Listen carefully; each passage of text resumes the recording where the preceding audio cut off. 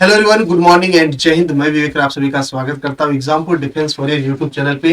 तो भाई साहब, इंडियन कोस्ट गार्ड की असिस्टेंट कमांडेंट वाली वैकेंसी आ गई। अच्छा, एक तरीके से देखा जाए कोस्ट गार्ड बड़ा अपना रेगुलर पैटर्न पे वैकेंसी निकाल रहा है, एक रिक्रूटमेंट कर रहा है जबरदस्त तरीके से। और जो बच्चे कोस्ट गार्ड में मतलब लगे हुए तैयारी करने में, जॉब के चक्कर में, उनको लग ही जा रहा है 1 साल 1.5 साल के अंदर। क्योंकि मेरी कल एक बच्चे से बात हुई जो मुझे याद है 2018 में शायद एयरफोर्स की तैयारी कर रहे थे, और फिर उसके बाद उनका एयरफोर्स में हुआ नहीं, वो रिजल्ट फंस गया था मामला।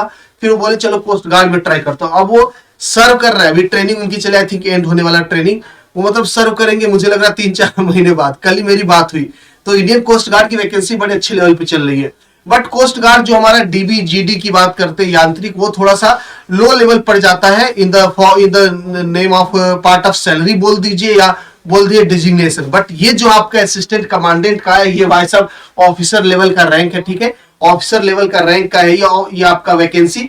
इसमें थोड़ी सी आपको जो बच्चे ग्रेजुएट है वही इसको अप्लाई कर सकते हैं बेसिकली। ओके, एक वैकेंसी है जो बिना ग्रेजुएशन के लिए भी अप्लाई कर सकते हैं, लेकिन वो आपका पायलट का लाइसेंस चाहिए होता है, जो कि आई थिंक हम सबके पास नहीं होता है, तो उसके लिए हम लोग एलिजिबल नहीं होते। बट चलिए पूरा डिटेल में बात करते हैं। सबसे पहले हम देखेंगे कि इसका फॉर्म कब से स्टार्ट होगा। तो 25 जनवरी से इसका फॉर्म भरना स्टार्ट हो जाएगा। ठीक है, हर एक चीज बात करेंगे डिटेल में, आप टेंशन ना लीजिए।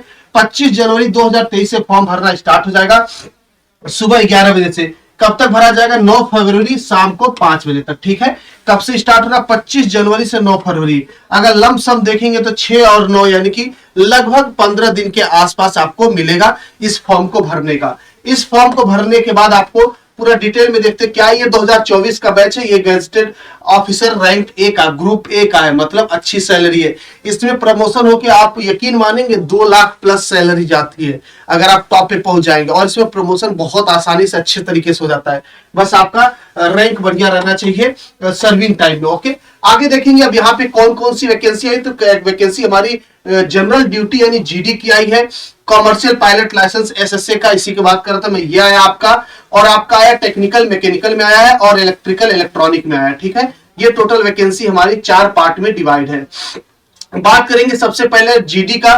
तो अगर आपका डेट ऑफ बर्थ 1 जुलाई 1998 से लेके, डेट ऑफ बर्थ क्या है? 1 जुलाई 1998 से लेके 30 जनवरी 2002 के बीच में या फिर इन डेट पे है तो आप एलिजिबल है। सबसे पहले डेट देख लेंगे आप सभी लोग। 1 जुलाई 1998 से लेके 30 जून 2002 के बीच में है तो आप इसमें एलिजिबल है। किसमें? जनरल ड्यूटी में। पायलट वाले में, कॉमर्शियल पायलट लाइसेंस वाले में, अगर आपका डेट ऑफ बर्थ 1 जुलाई 1998 से लेके 30 जून 2004, यहाँ पे 2002 है, यहाँ पे 2004। एक्चुअली इसमें बहुत रेयर बच्चे आएंगे क्योंकि आई थिंक आप सभी के पास लाइसेंस नहीं होता है ना, पायलट का लाइसेंस थोड़ी है, जिसके पास रहेगा वही इस पे एलिजिबल है। इसमें मेल फीमेल दोनों कैंडिडेट एलिजिबल होते हैं, इसमें सिर्फ मेल होते हैं। आइए बात करते हैं इसकी क्वालिफिकेशन। तो 60% आपका चाहिए ग्रेजुएशन में। ओके, 60% एग्रीगेट यानी एवरेज, आप बीएससी किए हैं, बीएससी किए हैं, बीटेक किए हैं, उसमें 60% चाहिए। और 12th की बात करेंगे तो इंडिविजुअल मैथ और फिजिक्स में 55% चाहिए एग्रीगेट। ओके, मतलब इतना चाहिए ही चाहिए, मैथ और फिजिक्स का इंडिविजुअल।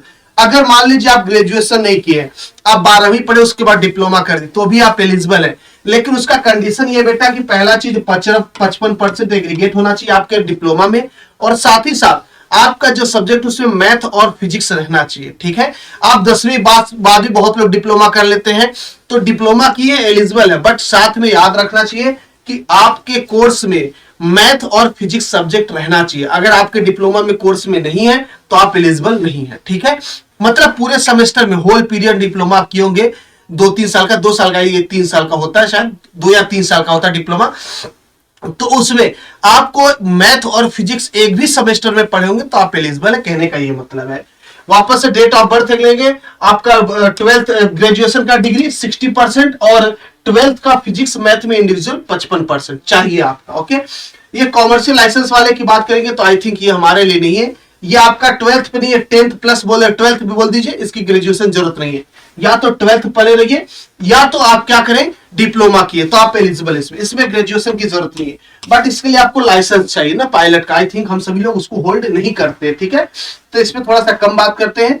आगे बात करते हैं मैकेनिकल के लिए। तो आपका डेट ऑफ बर्थ सेम है जैसे जनरल ड्यूटी का था, 1 जुलाई 1998 से लेकर 30 जून 2002 तक। अगर इसके बीच में आपका डेट ऑफ बर्थ है, आप मैकेनिकल इंजीनियर है तो आप एलिजिबल है, बीटेक किए हैं। अब इसकी क्वालिफिकेशन क्या क्या है, आपका 60% एग्रीगेट रहना चाहिए, ठीक है, चाहे प्राइवेट से पढ़े गवर्नमेंट से पढ़े, आपका 60% एग्रीगेट मार्क्स होना चाहिए।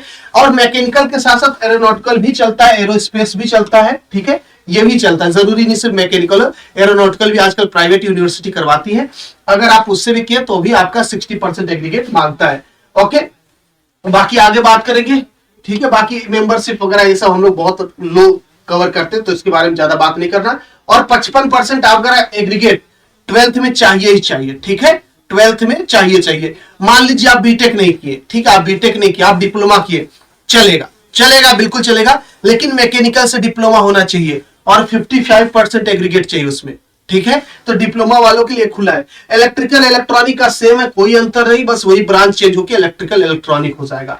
अब आगे हम सभी लोग बात करेंगे इसके बारे में, यहाँ पे क्या क्या चीज है। अगर आपका नंबर मान लीजिए 12th में, ठीक है, 12th में कैसे नंबर काउंट करेंगे, मान लीजिए आपका परसेंटेज आता है 6.5 तो इसको 60 काउंट किया जाएगा। ओके, और अगर 60.8 हो गया तो 61, यानी कि आपका 0.5 के आगे से वो लिया जाएगा अगला वाला इंटीजर, जैसे हम लोग बोलते हैं ना 60.5 को 61 ही बोल देते, ऐसा नहीं चलेगा, ठीक है, ऐसा नहीं चलेगा, 0.5 से ज्यादा रहेगा तब काउंट होगा। ये तो खैर छोटी सी चीज है, इसके बारे में ज्यादा नहीं बात करेंगे।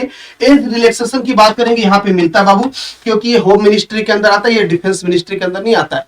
जो डिफेंस वाले आते हैं जॉब, वो सभी आपके उसमें डिफेंस मिनिस्ट्री वाले, उनको आपको एज रिलैक्सेशन वगैरह नहीं देखने को मिलेगा किसी कास्ट के बिहार पे, बट यहाँ पे है आपका। अगर आप SC ST से बिलोंग करते हैं तो आपको 5% 5 साल का एज रिलैक्सेशन मिल सकता है, और साथ ही साथ अगर आप OBC से है तो आपका 3 साल का एज रिलैक्सेशन आपको दिया जाएगा। ओके, चलिए आगे बात करेंगे हम सभी लोग। नेक्स्ट तो आपके सामने जेंडर वगैरह, ठीक है। अब वैकेंसी की बात कर लेते हैं, टोटल वैकेंसी कितनी है। तो यहाँ पे जो टोटल वैकेंसी देखने को मिलती है, ये टोटल ओवरऑल देखेंगे तो जनरल ड्यूटी और CPL यानी वही कॉमर्शियल पायलट लाइसेंस वाले को मिला के 50 वैकेंसी, 40 जनरल ड्यूटी और 10 ये मिलती है। SC की बात करेंगे, इसमें 7 आपको दिया गया, ST का 4, OBC का 14, EWS का 3, अनरिजर्व का आपका 22, और टोटल क्या बन जाता है 50। आप यहां से काउंट कर सकते हैं 40 प्लस 10 50। टेक्निकल इंजीनियरिंग की बात करेंगे, इसकी मैकेनिकल वाले की और इलेक्ट्रिकल की, तो मिला के आपका 20 बनता है। और लॉ में अगर आप जाना चाहते हैं तो 1 सीट है आपका, उसके लिए लॉ वगैरह करना पड़ेगा। आइए, ठीक है, आगे देखेंगे एडिशनल एलिजिबिलिटी क्राइटेरिया, जी नहीं, ऐसा कुछ नहीं, आपका वही एज वगैरह उसमें रहना चाहिए, बाकी कुछ भी नहीं। ओके, अब देखते हैं हमारा क्या है कोर्स। ओके, डॉक्यूमेंट वगैरह या फिर एक सेकंड, ठीक है, क्वालिफिकेशन क्या चीज है, mandatory document to be held by candidate, कोई दिक्कत नहीं है सब। चलिए, ठीक है, आगे देखते हैं कुछ आपके लिए काम का। हाँ, सिलेबस बता दूं मैं आपको, जो सेक्शन 1 आपका जनरल ड्यूटी वाला या CPL वाला कॉमर्शियल पायलट लाइसेंस वाला, इसका टोटल कितने क्वेश्चन आएंगे, इसमें 100 क्वेश्चन आएंगे, 2 घंटे का आपका पेपर होगा, ठीक है, 2 घंटे का आपका पेपर होगा। इंग्लिश 25 क्वेश्चन आएगा आपका, रीजनिंग और न्यूमेरिकल एबिलिटी 25, जनरल साइंस और मैथमेटिकल एप्टीट्यूड 25 और जनरल नॉलेज 25, टोटल 100 क्वेश्चन होंगे, 2 घंटे में करना है। निगेटिव मार्किंग यहाँ पे नहीं होता है, ठीक है, अभी तक तो नहीं देखने को मिला था, अब की बार रहेगा तो एक बार देखूंगा मैं। इसके पहले नहीं होता था, इसके पहले वाले पूछना पड़ेगा, मैं आपको बता दूंगा। देखिए, मैकेनिकल एंट्री में आपको English 10 question, reasoning numerical ability 10 question, general science और mathematical aptitude 10 question, general knowledge 10 question, कितने हो गए 10 20 30 40, और बाकी 60 आपका क्या आ जाता है, मैकेनिकल का क्वेश्चन आ जाता है। तो यहाँ पे 100 क्वेश्चन आपके बन जाते हैं। और यहाँ पे कितने थे, यहाँ भी 100 थे, तो यहाँ पे बाकी सब्जेक्ट से कम करके मैकेनिकल का वेटेज बढ़ा दिया। टाइम ड्यूरेशन 2 घंटा ही आपका। इलेक्ट्रिकल में वही सेम चीज है, आपका इलेक्ट्रिकल का सब्जेक्ट आ जाएगा 60 क्वेश्चन का, ठीक है, इलेक्ट्रिकल एंड इलेक्ट्रॉनिक का क्वेश्चन आ जाएगा 60 क्वेश्चन। तो ये आपका ओके, ठीक है। अब इसका सिलेक्शन प्रोसेस क्या है, देखिए, सबसे पहले क्या करना होगा, आपको रिटेन क्वालिफाई करना होगा, ठीक है। एडमिट कार्ड सबका आएगा, जिसका परसेंट आपका ऊपर रहेगा सबका एडमिट कार्ड आएगा, सबका एडमिट कार्ड आ गया, आप रिटेन एग्जाम देंगे, उसके बाद आपका कट ऑफ आएगा, ठीक है, उसके बाद आपको बुलाया जाएगा। तो सेकंड फेज पे आपको बुलाया जाएगा, जहां पे PSB के नाम से जानते हैं, प्रिलिमिनरी सिलेक्शन बोर्ड। अब यहाँ पे क्या होगा आपका, इसका सेंटर नोएडा वगैरह भी है, नोएडा गोवा ये सभी जगह है, ठीक है, नोएडा मुंबई गोवा चेन्नई कोलकाता, यहाँ पे आपको बुलाया जाएगा। यहाँ पे बुलाया जाएगा, फिर आपका CCBT कराया जाएगा, PPDT जैसे SSB वगैरह किए होंगे। तो एक तरीके का इंटरव्यू का पार्ट बोल दीजिए, या ऐसे जनरल होता, ठीक है, ऐसा कुछ नहीं, बहुत दिक्कत होती है, इंटरव्यू ही बोलिए इसको एक तरीके से। तो इसमें आपको बुलाया जाएगा, आप इसको क्वालिफाई करेंगे, उसके बाद आपको सिर्फ मेडिकल देना होगा और फिर डॉक्यूमेंट वेरिफिकेशन इसी के साथ ही हो जाएगा। इसके बाद मेडिकल आपको बुलाया जाएगा, ठीक है। डॉक्यूमेंट वेरिफिकेशन फिर उसके बाद मेडिकल के लिए यहाँ पे बुलाया जाएगा जब आपकी लिस्ट बन जाएगी फाइनल वाली। उसके बाद जब हमारा ये हो जाएगा प्रीलिमिनरी सिलेक्शन बोर्ड से क्वालिफाई कर जाएंगे, फिर लिस्ट बन जाएगी, फाइनल एफएसएसबी में आ जाएगा, एफएसबी में आ जाएगा फाइनल सिलेक्शन बोर्ड में। अब जो फाइनल लिस्ट आएगी इसमें आपको मेडिकल कराया जाएगा। अब मेडिकल में अगर आप फेल हो जाते हैं तो री मेडिकल का ऑप्शन रहता है। अगर आप टेम्परेरी कोई बीमारी है तो आपको देते हैं 15 से 45 दिन के आसपास, आप उसके बीच में जाके कर सकते हैं, अदरवाइज आपको फिर छोड़ना पड़ता है, ठीक है। तो बाकी चीजें वही है जैसा आपका चलता है, ठीक है। इंडक्शन फिर वही आपको बुला लिया जाएगा, ओके। तो ये रहा पूरा डॉक्यूमेंट वगैरह, वही है जैसा जनरल डिफेंस में लगता है आपका या आईसीजी में लगता है, वही सब डॉक्यूमेंट है। डॉक्यूमेंट के बारे में क्या ज्यादा बात कीजिए, ओके। तो आप सभी लोग, अगर आपका कोई दोस्त है इसमें फॉर्म भरने में रुचि रखते हैं तो बिल्कुल भरना चाहिए। अगर आप भी हैं क्या ग्रेजुएशन, तो आप सभी लोग इसमें भर सकते हो, ओके। जीडी वाला तो भर ही सकते हैं, जनरल ड्यूटी वाला, और बड़ी जबरदस्त जॉब है। इसकी सैलरी दिखाओ, इसका प्रमोशनल सैलरी में दिखाता हूँ आपको।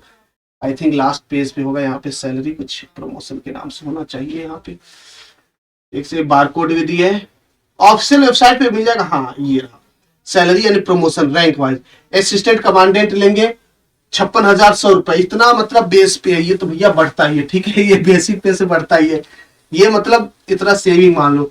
फिर डिप्टी कमांडेंट आपका प्रमोशन होकर बनेगा 67,700। कमांडेंट जी आपका बन जाएगा 78। फिर कमांडेंट जूनियर वाला ये आपका नॉर्मल वाला हो गया 1,23,000 भाई साहब।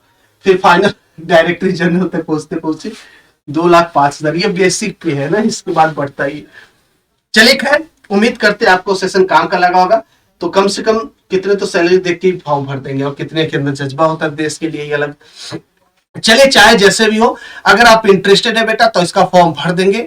और कैसा लगा इन्फॉर्मेशन कमेंट करके जरूर बताएंगे। हम सभी लोग मिलते हैं, आपके लिए बड़ी मेहनत हो रही है, दिन रात मेहनत हो रही है, पूरी टीम लगी हुई है। तो इस मेहनत को आप सभी लोग साकार बनाया करिए। वीडियो के नीचे कमेंट क्या करिए कि आपको इन्फॉर्मेशन कैसा लगा। जाहिर सी बात, हम जगे रहते हैं, दिन रात देखते, एक्टिव रहते हैं कि कोई इन्फॉर्मेशन हमारे बच्चों से छूट न जाए, कहीं इनसे एक भी मिस्टेक न हो जाए कि इनका लाइफ कहीं ना कहीं मतलब तैयारी किए हैं, मौका ही नहीं दे पाए, छूट गया, ये हो गया। तो इसीलिए हम लोग बड़ा एक्टिव रहते हैं हमेशा, सब काम छोड़ के। तो इन्फॉर्मेशन लाते हैं, कोई भी इन्फॉर्मेशन आप देखेंगे सबसे पहले हम लाके दे देते हैं आपको, ताकि कोई बच्चा अगर एग्जाम डिफेंस वॉरियर को फॉलो करता है तो उससे कुछ छूटे ना। तो पूरी टीम भाई साहब लगी है आप लोगों के लिए। तो थोड़ा सा आप भी सपोर्ट दिखाइए, वीडियो को शेयर करिए, लाइक करिए, चैनल को सब्सक्राइब करिए, और कमेंट करके बताइएगा इन्फॉर्मेशन कैसा लगा। कोई डाउट है बेटा कमेंट कर दीजिएगा, मैं आपको बता दूंगा, ओके। कोई भी डाउट है वीडियो बना दूंगा। आप सब लोग अपना ख्याल रखेंगे, अपने घर वालों का ख्याल रखेंगे, हंसते रहेंगे, मुस्कुराते रहेंगे।